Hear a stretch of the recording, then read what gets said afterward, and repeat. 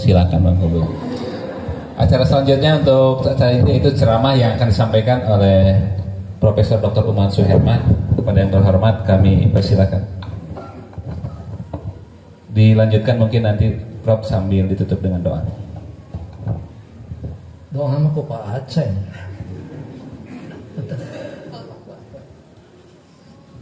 Alhamdulillah.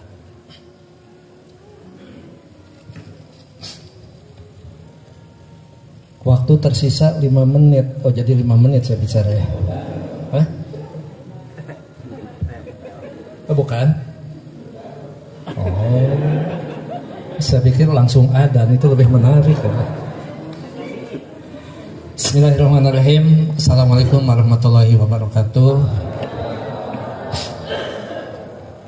Bapak Ketua Pembina Yayasan yang sama-sama kita hormati, pengurus yayasan mulai dari sekretaris, bendahara, dan seluruh staf jajaran yayasan yang saya hormati, ketua stikes, para pembantu ketua, ketua prodi, ketua lembaga, ketua biro yang saya hormati, Bapak Ibu dosen yang saya hormati, dan saudara-saudara mahasiswa termasuk BEM yang saya banggakan. Untung saya ini ke bagian itu bukan siraman rohani dan bukan sambutan, tetapi wejangan. Yang namanya wejangan itu punya otonomi dibandingkan dengan siraman rohani. Karena kalau siraman rohani dalil kudu hafal, ayat kudu hafal, hadis kudu hafal. Ari wejangan mah dengan seukur mapatahan. Belum tentu anu mapatahanan oke bener. Nah itu hebatnya wejangan itu. Yang kedua, saya sengaja di mimbar ini bukan untuk menunjukkan saya melebihi Anda, tetapi supaya kapoto ku bendahara bahwa saya ada gitu. Karena tadi kalau tahu dari awal yang membacakan ayat Al-Quran dan terjemahannya dikasih amplop, ya saya juga angkat tangan itu dah gitu. Iya, karena saya juga kan gini-gini juga dosen ya. Nah, alhamdulillah puji syukur kita panjatkan kehadirat Allah Subhanahu wa taala.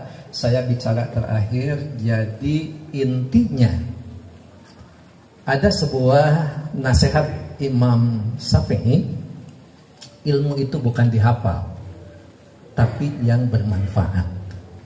Tadi sudah disampaikan mulai dari Pak Engkus, Ketua Stikes, Ketua Pembina, sampai silaman rohani yang barusan disampaikan, sangat begitu lengkap dan komprehensif. Tetapi tentu kita ingin melihat bahwa ada lagi nasihat dari Imam Syafi'i. Yang pertama, ilmu itu bukan dihafal tapi bermanfaat gitu. Sehingga apa yang tadi disampaikan oleh semua pembicara akan jadi sia-sia manakala kita tidak memulai untuk melakukan sesuatu walaupun hal yang paling kecil. Nah, yang kedua, saya melihat termasuk saya, atau boleh saya nanya, ada nggak di antara Bapak Ibu dan Saudara yang duduknya tidak berubah? Jadi begitu masuk ke masjid, cicing gitu. Teluak dia, teculang cileng, tengah dongeng, tengah naon, konsentrasi ke penceramah. Ada nggak? Tidak ya kan? Nggak ada. Oleh karena itu, pada saat kita dihadapkan pada situasi seperti itu, Imam Syafi'i mengatakan, apabila engkau tidak mau merasakan lelahnya belajar, maka di kemudian hari engkau akan menanggung pahitnya kebodohan. Jadi orang-orang yang tidak konsen, orang-orang yang tidak serius, dia akan mengatakan menyesal bukan di awal, tapi menyesal di akhir. Karena kalau menyesal di depan itu pada saat kita nuntun doma.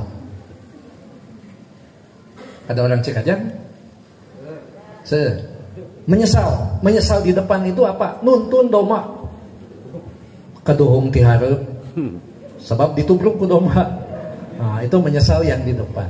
Semua orang akan mengatakan menyesal di depan. Penyesalan apa? Penyesalan kebodohan, penyesalan kita tidak memiliki ilmu. Karena apapun yang tadi disampaikan begitu sangat komprehensif, tapi tolong diingat. Ya ayyuhalladzina amanu yarfa'illahu alladzina amanu minkum waladina utul ilma darajah. orang-orang yang akan ditingkatkan derajatnya dibandingkan dengan kaum-kaum yang lainnya adalah mereka yang beriman dan berilmu. Jadi Pak Ustadz Bro, Pak Ustadz Bro, Ustadz Bro, ya, bukan Ustadz guys, bukan. Pada saat kita mampu membaca Al-Quran itu adalah umul kitab, yaitu Al-Fatihah, maka Al-Fatihah sebagai induknya Al-Quran dan sebetulnya di dalamnya menyangkut kandungan yang ada di Al-Quran. Jadi kalau orang mau bicara tentang Al-Quran, kalau orang mau mendalami Al-Quran, dalami dulu Al-Fatihah. Kenapa? Al-Fatihah. Quran itu ada yang mengatakan isinya 7, ada yang mengisikan 6 dan sebagainya. Tetapi pertanyaan Al-Quran, pertanyaan kita pada orang-orang yang berpuasa, tidak mungkin kita puasa manakala kita tidak dibangun dengan fondasi keimanan. Puasa bukan untuk semua orang kecuali orang-orang yang beriman. Ayatnya kan kita hafal semua. Ya ayyuhalladzina amanu kutiba alaikumusiyam kama kutiba alal ladzina min qablikum la'allakum tattaqun. Nah, orang ciri-ciri yang takwa tadi disampaikan, orang ciri yang beriman dan sebagainya sudah disampaikan. Tetapi satu hal, pada saat kita membaca Al-Fatihah, kadang-kadang kita tidak menangkap apa yang ada di Al-Fatihah. Ya. Yang pertama, adanya sebuah pengakuan bahwa Allah itu Rahman Rahim. Yang kedua, disitulah munculnya sebuah akidah yang harus kita perkuat, bukan hanya dalam sebuah penerimaan, tapi juga dalam aplikasi tadi iman, dalam aplikasi amal. Oleh karena itu, ayat mana? Ayat yang menyatakan Alhamdulillahirabbil alamin, segala puji bagi Allah penguasa alam semesta. Jadi kita tidak berhak mendapat pujian. Karena yang wajib itu, yang punya hak dipuji itu hanya Allah. Alhamdulillahirabbil alamin. Yang kedua, pada saat kita bertanya, manusia ini asalnya ada apa tidak ada? Kita ujuk-ujuk ayat tidak ada. Kemudian ada. Dan kita hiduplah di dunia. Allah itu memberikan sebuah fitrah dalam 4 kategori. Yang pertama, pada saat dilahirkan, fitrah kita adalah insting. Jadi betul, pada saat tadi Pak Ustadz mengatakan kita harus menjaga syahwat, kemudian mengatakan jangan sampai kita tergoda oleh yang lain, akan celaka manakala tidak membaca Al-Quran. Kenapa? Karena kita sebagai manusia, fitrah yang pertama adalah insting. Kalau manusia hidup dengan insting, tidak bedanya dengan binatang. Ayam jantan melihat ayam betina cantik, dikejar enggak? Ya dikejar. Jadi kalau kita hanya berbekal pada insting, wajar kalau tertarik lawan jenis, bahkan ketika diudag-udag begitu. Oleh karena itu, pada saat kita mau turun ke dunia, kalau Pak Aceng mengatakan alam roh, alhamdulillah di stekes ini Pak Angkus bukan hanya banyak syukuran, banyak Aceng. Aceng yang Aceng beneran ini, itu Aceng Bro, ada Aceng Dede, Aceng Elang, Aceng Engkus, macam-macam Aceng gitu kan. Iya. Manusia itu sebelum dilahirkan dia berjanji dan mau menerima janji Allah. Semua makhluk yang lain tidak mau menerima perjanjian itu. Makanya kenapa manusia itu adalah makhluk yang paling sempurna. Dan pada saat kita ada hidup di dunia untuk melakukan sesuatu berpedoman pada Al-Quran, maka tugas manusia hidup di dunia tidak ada tugas yang lain kecuali apa? Tugas kita di dunia ibadah. Wa ma khalaqtul jinna wa insa illa liya'budun. Tidak semata-mata Allah menciptakan jin, setan dan manusia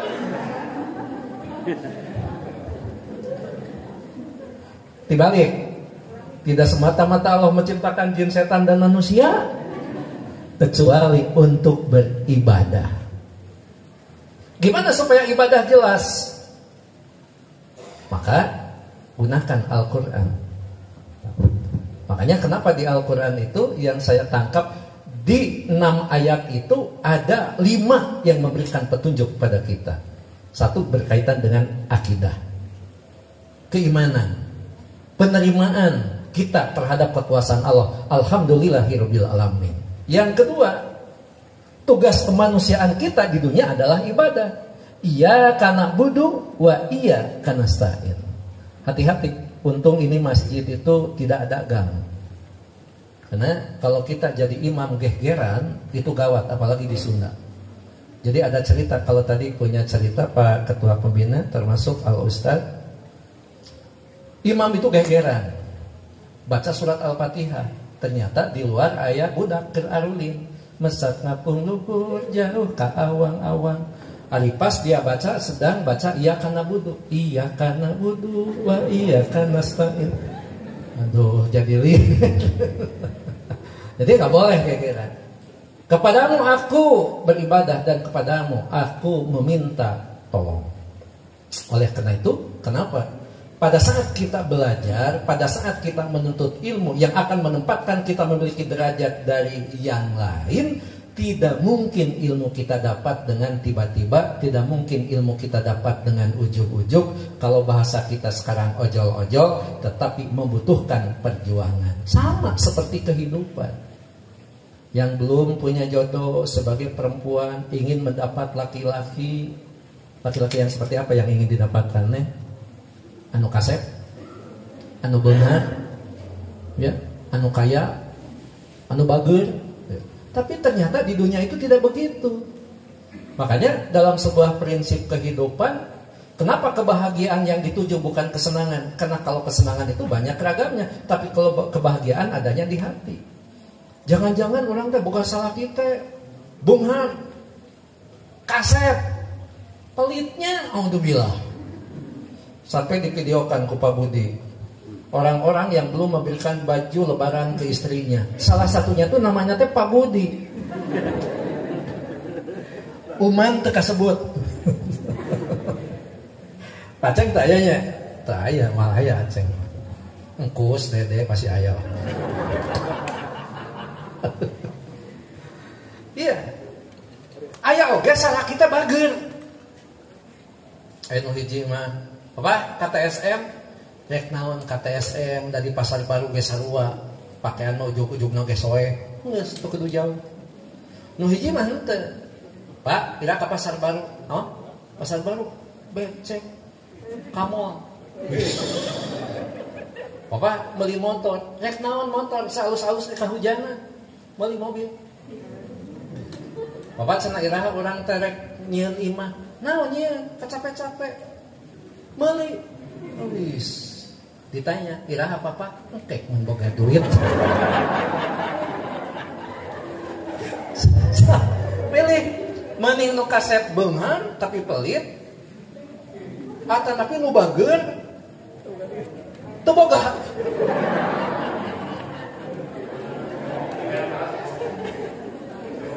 Meni keneh ngadagoan anu beunghar nepi ka bageun. Tah, ngan kabujang maot masalahna kan gitu. Ngadagoan urang bageun kabujang maot, ari maot sakumaha tadi disampaikan kita tidak tahu. Kullu nafsin dha'iqatul maut. Kita tadinya tidak ada, kemudian ada, akan kembali tidak ada, itulah yang disebut dengan maut. Fortuner pangkus yang baru tidak akan dibawa. Gak ada yang meninggal pakai Fortuner anyar. Gak ada. Yang muda-muda punya Kawasaki sugan makam teh moal teh. Enggak. Pakai pasaran. Sebagus apapun mobil kita tinggalkan. Moal eta teh mau dipakai. Moal dipakai eta teh ngeong-ngeong di dieu. Teu kudu make sen, pasaran OTW langsung ke makam. Yang kedua, pakaian yang dipakai sekarang, mungkin kita membeli yang bagus, yang bagaimana, yang mewah dan sebagainya. Maut mah tetap berapa meter pacen? 2 meter? 1 ke 2 meter. Bangsa jasa teh moal dipakai. Matak pakai ayeuna mempencang maut. Iya. Bu Herlin, Bu Ai pakai parfum yang bagus. Tos maut mah Bu eta teh moal diparfuman paling ge ku kamper. Iya. Pada saat kita meninggal dunia, saya kadang-kadang suka membayangkannya, betul. Waktu saya menikahkan anak saya, itu yang namanya bunga lebih dari 400 bunga. Dihitung-hitung kali 1 juta, 400 jutanya. Coba mah duit nawe atuh. Tapi itu sebuah penghargaan. Nanti kita meninggal, jangan-jangan bunga yang diberikan kepada kita tapi kita tidak pernah melihat. Lihat. Kalau begitu apa yang dibawa? Tadi amalan kita. Jangankan kita dalam keadaan lapang, dalam keadaan sempit pun mari kita berinfak. Bukan berapa besarnya, tapi sejauh mana keikhlasan kita. Makanya lamun infak nu penting lain gede na ikhlas bari jeung gede taya halus. Ya. Betul. Nu penting ikhlas, gede yang kedua. Sama saja dengan mencari jodoh. Mau cari yang cakep, mau cari yang ganteng, yang kaya, yang punya tanggung jawab dan sebagainya. Enggak, agama kita memberikan nasihat melalui Rasul. Yang utama apanya? Agamana. Masalah cantik jeung kaya eta nomor hiji. Ngan kade ulah anu kaya pelit menjaga tadi gitu kan. Betul. Nah, mari kita bicara sekarang. Apa yang akan dibawa pada saat kita mati? Tadi disampaikan oleh Al-Ustaz. Apakah kita termasuk orang yang dirindukan oleh surga dengan berbagai kriteria dan persyaratan tadi? Atau kita ternyata meninggal tidak membawa apa-apa? Nah, bagaimana supaya kita meninggal membawa apa-apa? Maka tidak mungkin kita meninggal akan membawa apa-apa manakala kita tidak dimulai dengan sebuah akidah. Apa akidahnya? Rukun iman tadi. Pertama, iman terhadap Allah Subhanahu wa taala. Tadi teh ka Panggus teh ngetes padahal bari ngapalkeun. Panggus rukun iman anu aya salah. Mungkin lamun bener dibari amplop ternyata salah. Nah, gitu. Sambil saya ngapalkeun gitu. Iman pada Allah, iman pada malaikat, iman pada Rasul, iman pada kitab dan sebagainya. Kenapa harus iman kepada kitab? Kitab Al-Quran inilah yang akan menjadi pedoman, yang akan menjadi petunjuk dalam kehidupan dan kematian. Itu indahnya, lengkapnya Al-Quran. Nah, oleh karena itu tentu kalau iya karena budu wa iya karena stain sudah kita pelajari, didasarkan oleh akidah alhamdulillahirabbil alamin, maka satu saat kita akan mati dan dihidupkan kembali. Karena itu tentu dalam pendidikan ini bukan hanya Anda menyiapkan untuk kehidupan sebatas memperoleh pekerjaan, tapi bagaimana pendidikan harus menyiapkan kehidupan yang lebih panjang setelah kematian. Oleh karena itu hati-hati kalau kita bicara. Bagi orang yang terjaga emosi, bagi orang yang tidak menjaga lisan, kadang-kadang terucap. Kumaha pacen ucapan nate? Paeh mamual 2 kali. Hirup mamual 2 kali. Padahal hidup itu 2 kali. Hidup yang pertama di dunia, kemudian hidup nanti di yaumil akhir. Begitu. Dan inilah pertanggungjawaban. Oleh karena itu, mau tidak mau, kita perlu berdoa. Nah, sebelum berdoa, kita perlu mencontoh kehidupan umat-umat terdahulu. Kalau di Al-Baqarah untuk puasa itu ya ayyuhalladzina amanu kutiba alaikumusiyam, tetapi Al-Fatihah memberikan sebuah garis. Ihdinas siratal mustaqim. Tunjukkanlah kepada jalan yang benar. Jalan yang lurus. Mana jalan yang benar, jalan yang lurus? Dan menjadi orang-orang yang tadi sudah dinantikan di surga adalah orang-orang yang memperoleh ridho, rahmat dan petunjuk Allah Subhanahu wa taala. Ihdinas siratal mustaqim. Siapa yang mendapat ihdinas siratal mustaqim? Yaitu siratal ladzina amanu, siratal ladzina an'amta alaihim ghairil maghdubi alaihim waladdallin. Jadi jangan sampai kita hari ini sangat istimewa karena baru pertama kali ada peringatan Nuzulul Quran itu parade ceramah. Baru pertama kali boleh masuk buku record. Dan saya bukan karena sebentar lagi adzan, tetapi kalau ceramah sudah dibarengi dengan konsumsi, maka itu akan buyar konsentrasi. Di mana-mana oke, lamun konsumsi geus datang, tidak akan ada konsentrasi. Sehingga saya bicara ke istri saya, Mama, Papa disuruh wejangan ku Pak Budi dan Pak Hadiah. Terus istri saya mau mengatakan gini, mau ceramah apa Ustadz? Gitu. Saya bilang, ya saya juga tidak tahu, ujungnya kan wejangan. Apa isi saya? Jangan tausiah karena sudah banyak, langsung saja adzan pasti menarik. Terus saya jawab, nanti saya tidak adzan, langsung Allahumma lakasumtu. Gitu. Jadi mudah-mudahan ya dipegang saja, nggak apa-apa. Jangan karena saya bicara kemudian itu aqua dilemparkan ke batur. Gitu. Dicepeng wae. Tetapi satu hal tadi, yang pertama perlu saya simpulkan. Yang pertama, apa yang kita pelajari pada hari ini harus menjadi sebuah bekal bagi pengamalan kita. Karena ilmu yang bagus itu bukan yang dihafal, tapi yang diamalkan. Yang kedua, bukan hanya tadi sampaikan walaupun satu ayat, tetapi juga amalkan walaupun itu dapat dari satu ayat. Kan kalau Rasulullah mengatakan apa, Pak Aceh? Balagul ana walau ayat. Sampaikan walaupun satu ayat. Nah sekarang jangan hanya menyampaikan satu ayat, laksanakan walaupun satu ayat. Karena dari satu ayat Al-Fatihah kan jadi macam-macam. Bicara tentang sejarah, bicara tentang hukum, bicara tentang muamalah, dan yang paling pokok Al-Quran sebagai pedoman untuk memperbaiki akhlak. Saya titip, ini wejangan betul, baik dosen maupun mahasiswa STIKES, yang merupakan kebanggaan saya baik secara pribadi maupun kemarin secara kelembagaan, tetap mempertahankan prestasi, dan Anda harus menjadi promosi dari STIKES kepada masyarakat dengan cara apa? Bukan dengan membawa spanduk, bukan membawa brosur. Tunjukkan perilaku yang baik dengan akhlak yang terbaik, maka orang lain akan bertanya, Anda kuliah di mana? Anda bisa menjawab, saya kuliah di STIKES. Maka dengan cara seperti itu orang-orang akan datang berbondong-bondong ke STIKES. Saya pikir itu yang perlu saya sampaikan. Terima kasih. Mohon maaf ini tidak sama sekali menggurui, tetapi tadi walaupun satu ayat harus disampaikan, dan mudah-mudahan memperoleh keberkahan bagi kita semua. Terima kasih. Mohon maaf billahi taufiq wal hidayah. Wassalamualaikum warahmatullahi wabarakatuh. Waalaikumsalam warahmatullahi wabarakatuh. Terima kasih kepada Prof. Uman yang telah memberikan wejangan untuk kita semua. Bapak dan Ibu yang saya hormati, rangkaian acara untuk hari ini telah selesai.